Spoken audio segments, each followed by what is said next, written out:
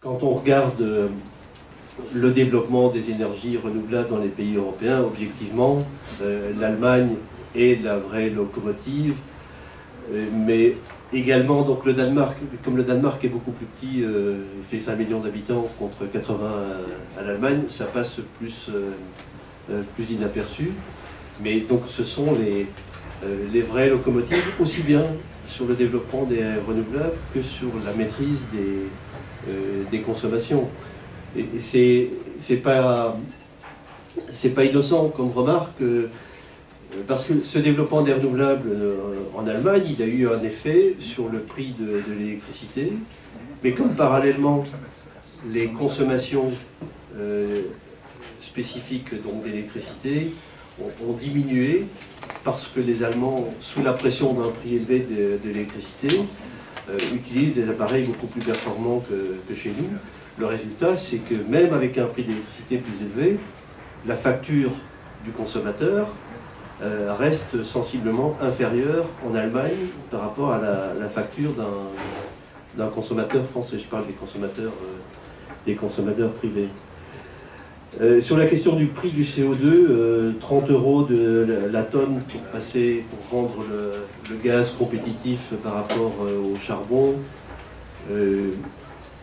Lors d'un récent séminaire en Allemagne, moi j'ai entendu un chiffre de plutôt 50 € la tonne de CO2 qui serait nécessaire, mais c'est très dépendant des variations du prix respectif du gaz, du charbon, et puis surtout en Allemagne du lignite, qui est encore plus compétitif que le charbon. Mais effectivement, il faut un vrai prix du CO2. Aujourd'hui, à 3-4 €, ça relève du symbole. Sur la question des taux d'emprunt, c'est vrai que c'est une opportunité pour le développement des renouvelables, puisque c'est un peu comme le nucléaire, d'ailleurs, c'est essentiellement de l'investissement et très peu de frais de fonctionnement. Dans le secteur du photovoltaïque ou de l'éolien, où on a effectivement très peu de fonctionnement, de coûts de fonctionnement, 1% de taux d'intérêt, ça se traduit par 5% sur le prix du kilowattheure. Et donc, cette période où on a des financements à très faible coût, c'est une opportunité qu'il faut essayer d'exploiter pour développer les énergies renouvelables. Il y a la question de la capacité de stockage liée aux véhicules électriques. Moi, sincèrement, j'ai des doutes quand même sur le fait qu'on puisse restituer de l'énergie au réseau à partir des véhicules électriques. Par contre, que l'on puisse recharger les véhicules électriques à des heures où l'énergie est abondante, ça, clairement, si on veut développer le véhicule électrique, il ne faut pas que tout le monde recharge son véhicule à 19 h en rentrant du boulot. Donc là, ça permettra donc le développement du véhicule électrique de déplacer des consommations à condition d'avoir un minimum de réseaux intelligents et donc de tarifs intelligents derrière tout cela. Sur l'évolution de la CSPE, c'est sûr que si on continue le développement des énergies renouvelables électriques, on va avoir une augmentation de cette CSPE. Je pense que les meilleures évaluations ont été faites par la CRE, mais n'auront pas au-delà de 2020 à ma connaissance. Ce qu'il faut quand même remarquer, c'est que le poids de cette CSPE, c'est le poids du passé essentiellement. Les renouvelables d'aujourd'hui coûtent de moins en moins cher.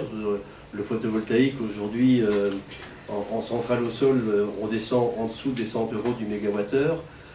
L'éolien est à 85.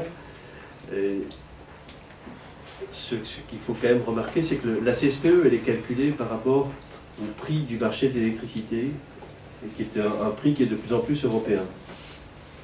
Et ce prix du marché de l'électricité, il est poussé vers le bas par le développement des énergies renouvelables. Donc plus elles se développent, et plus facialement elles vont coûter cher sur un marché de l'électricité qui est en déprime au niveau européen. Maintenant, quand on regarde vers le futur, il faut aussi se rappeler qu'on va, tôt ou tard, devoir renouveler notre parc de production. Alors, ce sera soit par la prolongation des centrales existantes, soit par des installations de nouvelles capacités de production type EPR, ou alors, comme c'est envisagé par le projet de loi, par des énergies renouvelables, qui aujourd'hui, pour les principales, je viens de rappeler les chiffres, elles sont entre 80 et 100 euros du mégawattheure, ce qui est un prix hors gestion de l'intermittence, mais qui est un prix qui est donc aujourd'hui tout à fait comparable à celui de l'EPR tel qu'on le connaît aujourd'hui. Donc, en investissant aujourd'hui sur les énergies renouvelables, on anticipe des dépenses à venir, et donc l'évaluation, je ne conteste pas le fait que EDF soit compensé sur le fait qu'il soit obligé d'acheter donc les productions renouvelables, mais je pense qu'on est en train d'anticiper sur des dépenses futures et qu'il faut aussi regarder cet aspect-là. Merci beaucoup, parce que vous êtes particulièrement concret. Je veux dire, on est vraiment au cœur du sujet. Vous avez évoqué, pour moi, le premier sujet, c'est celui du prix du CO2. Hein, je veux dire, et ça, ouais, ça n'est pas d'aujourd'hui. Nous savons très bien qu'au niveau politique, on n'est pas su justement tenir sur l'avenir, alors qu'on a dû aboutir à un moment donné à 25-27 euros, hein, je crois, au plus haut niveau, quand les quotas d'émissions ont démarré. Et là, on avait très bien vu l'influence que ça avait, très positive, au niveau de la répartition. Donc ça, très important. Je voudrais dire enfin rappeler que nous avons, la semaine dernière, inauguré à Pugeot, avec Général du Solaire, un très, très bel investissement, hein, sur du photovoltaïque, 6,5 hectares, hein, de mémoire. Et vraiment, là, on voit que maintenant, l'énergie renouvelable est tout à fait, d'abord, bon, une compétitivité, on voit bien qu'on rentre dans la compétitivité. Et puis surtout, moi je le dis, au niveau esthétique, c'est quelque chose qu'on ne voyait quasiment pas. C'est-à-dire que ça ne touche pas à l'esthétique générale. Alors maintenant, sur le fond. Sur le fond, d'abord, je crois qu'on a été tous d'accord autour de cette réunion pour dire, bon, on peut faire des études à 2050, mais notre avenir, c'est à 2030. Et la loi de transition énergétique, à 2030, a des objectifs très précis. Il est clair qu'en termes de raisonnement que l'on doit mener pour aboutir à ces objectifs, c'est ce qu'on peut appeler une révolution copernicienne. Il faut toujours très bien dire que c'est copernicien, c'est ce que ça veut dire, mais une révolution du tout au tout. Et cette révolution, elle s'incarne dans la dernière partie des lois de transition énergétique, expliquant qu'il y a un instrument de pilotage qui sont les budgets carbone. Et c'est bien à partir des budgets carbone que dorénavant, il faut raisonner. Alors on a fait allusion tout à l'heure à la RT 2012. La RT 2012, peu importe qu'elle favorise le gaz ou l'électricité à ce niveau de raisonnement, ce qui importe, c'est que le raisonnement qui est sous-jacent est périmé. Et qu'aujourd'hui, la question n'est pas de l'économiser de l'énergie primaire avec un facteur de 2,58, la question est de maîtriser les émissions de CO2. Et je dirais simplement pour mémoire qu'un logement électrique, je dis bien, et un logement électrique, c'est-à-dire le chauffage de l'eau plus le chauffage des locaux, isolé à l'optimum, émet 60%, voire 70% de moins que son homologue gazier. Et lorsque l'on nous dit, du côté de la DHUP, l'objectif va être de passer de 50 kWh d'énergie primaire à 40, eh ben on n'économisera jamais que 20%. À grands frais. Alors que passer du gaz à l'électricité dans la construction neuve, économie 60%, investissement identique ou à peu de choses près, et de surcroît une certaine économie facture. C'est un exemple qui illustre parfaitement l'évolution de la situation. Autre exemple, 50% de nucléaire, 40% de renouvelables, 10% de fossiles, ça fait un coefficient de passage en énergie primaire, si on y tient absolument, de 2 et non pas de 2,58. Ce qui signifie qu'une simple retouche consistant à dire on ne va pas raisonner à aujourd'hui, mais à horizon 2030, ce qui pour un bâtiment n'est pas très éloigné aujourd'hui, eh bien, résoudre le problème de compatibilité. Si on tient absolument à raisonner en énergie primaire, mais il paraît que la Commission européenne continue à raisonner en énergie primaire, mais je sais qu'elle ne serait pas hostile à ce que l'on raisonne en énergie primaire à l'horizon 2030. Autre point, vous avez soulevé la question de la régulation des énergies électriques variables. Je suis 100% d'accord avec tout ce que vous avez dit.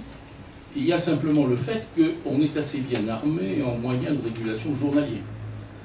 Parce qu'à l'intérieur de la journée, on peut déplacer l'eau pour le chauffage de l'eau, on peut placer intelligemment le véhicule électrique, lorsqu'il y a du soleil, on peut concentrer certaines applications sur les moments d'ensoleillement, etc. Bon, il y a tout un tas de dispositions qu'on peut prendre. Au niveau hebdomadaire, on est quand même un peu plus gêné, parce qu'on ne va pas interdire aux gens de se laver pendant 8 jours, dans ce cyclone. Et donc là, ça soulève la question des dispositifs de stockage sur des durées hebdomadaires. Il y a le pompage que vous avez évoqué, on peut certes avoir un peu de pompage hebdomadaire. Il y a l'hydraulique avec ses grands réservoirs, c'est très bien, mais si on tire trop dessus, après on n'a plus de quoi faire face à la régulation saisonnière. Bon. Et donc, dans mon esprit, l'idée, ça serait quand même d'utiliser les stockages disponibles, qui sont les moins coûteux, c'est-à-dire les stockages de nos amis gaziers et les cuves de produits pétroliers.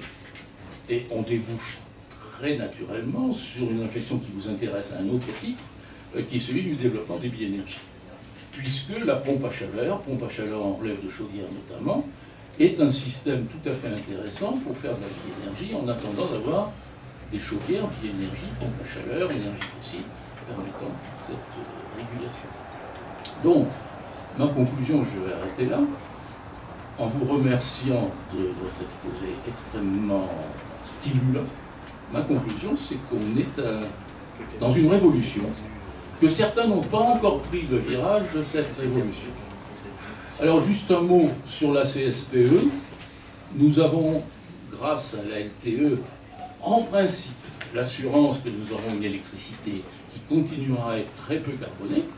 La question, c'est à quel prix? Alors, la CSPE, c'est une présentation, mais comme vous l'avez très justement souligné, il y a un intermédiaire qui est le prix du marché. Et ce prix du marché, en fait, il fluctue, mais ça n'a aucun intérêt. Car en fait, on réintègre dans le coût de l'électricité le coût complet des énergies nouvelles. Et donc, la vraie question, c'est comment tout ceci va évoluer. Vous êtes aux environs de 80 € le mégawattheure sur l'éolien, vous serez moins sur le photovoltaïque, mais c'est une valorisation d'été qui est quand même moins pertinente que l'éolien qui a du vent plus en hiver qu'en été, et qui apparaît à ce moment-là comme une substitution naturelle au nucléaire. Donc il y a toute une économie autour de ça, mais on voit bien qu'on va vers quelque chose, l'EPR à 80 € le mégawattheure, la Reine qui est aujourd'hui à 45, je crois, peu importe, mais qui progressivement va monter au fur et à mesure que l'autorité de sûreté va demander de plus en plus et que les matériels vieillissent. Et donc on voit bien que dans tout ça, il s'esquisse une convergence aux environs de 80 € le mégawattheure. Je rappellerai simplement pour mémoire que le prix de la fourniture d'énergie dans la facture d'un client domestique est 1/3 de la facture. L'acheminement représentant 1/3 et les taxes diverses, etc., représentant le 3e. Donc, certainement un renchérissement, mais rien de dramatique et au moins la possibilité que ce soit prévisible. Donc le syndicat des énergies renouvelables devient membre d'Équilibre des énergies et Équilibre des énergies devient membre du syndicat des énergies renouvelables. Donc nous allons vraiment travailler ensemble.